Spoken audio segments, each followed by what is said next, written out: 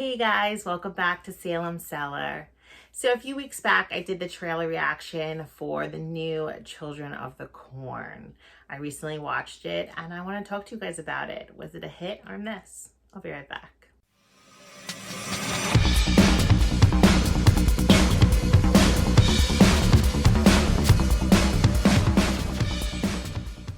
So this is the third adaptation to Stephen King's short story from 1977, Children of the Corn. This was released March 3rd, 2023.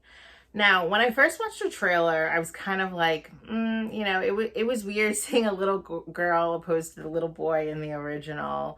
And I didn't know how I felt about it. But the trailer didn't look half bad. I was like, okay, this has the potential to be decent.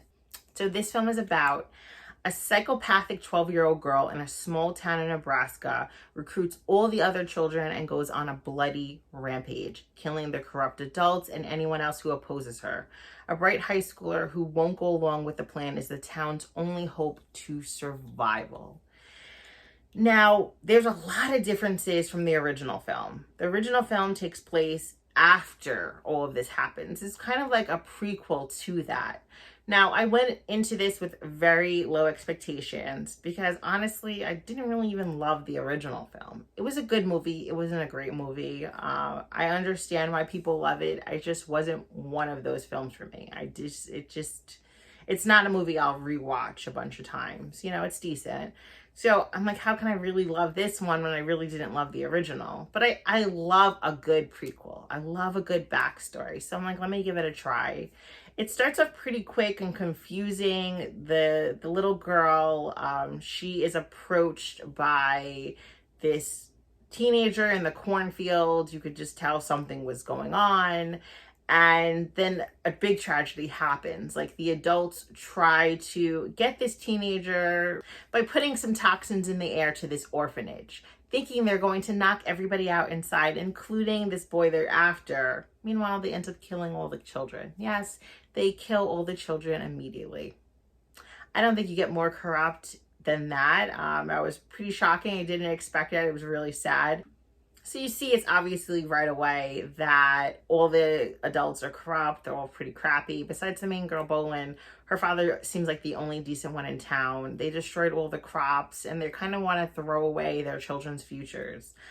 Now, the main little girl, boy, was she amazing. She was creepy. She was dark without being dark. She looked like an innocent little girl, but something about her just screamed evil. It was pretty great.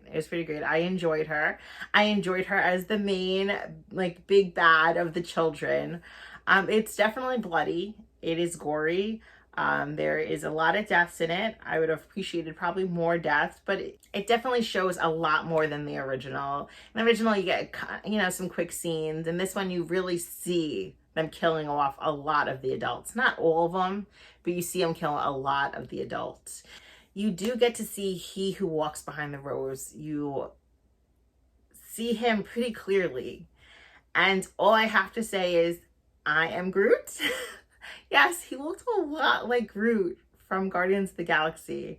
It was a little cheesy. I have to say, it was definitely cheesy. It was not scary to see an evil Groot walking around. I thought that was definitely a miss on their part. I wanted to see him, but sometimes when you see the big bad, it kind of takes away that mystery, that darkness, that fear. It was gone as soon as I saw him. He looks like Groot. I'm sorry. It was evil Groot.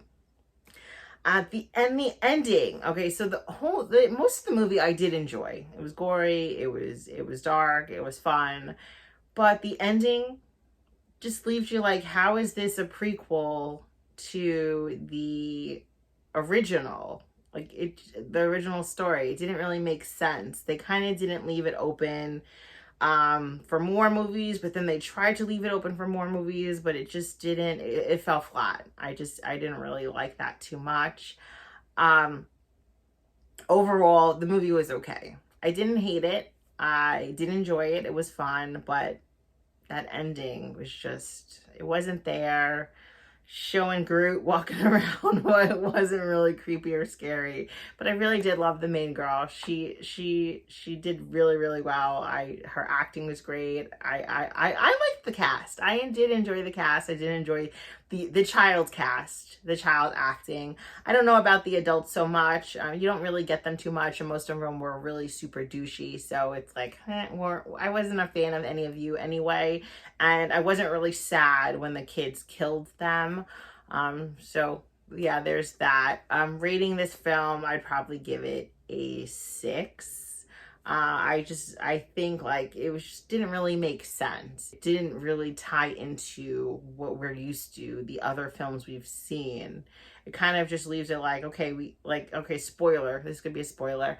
We kill the big bad, and then we live like happily ever after.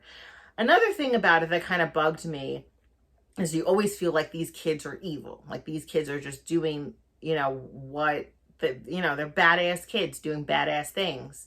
But in this one, it kind of felt like they were in a trance, and I don't know if it was like a chemical trance, because you kind of see stuff in the crop field, or if it was like Groot controlling them, or were they just like badass kids? Because once Groot was done, once he died, another spoiler, I don't care.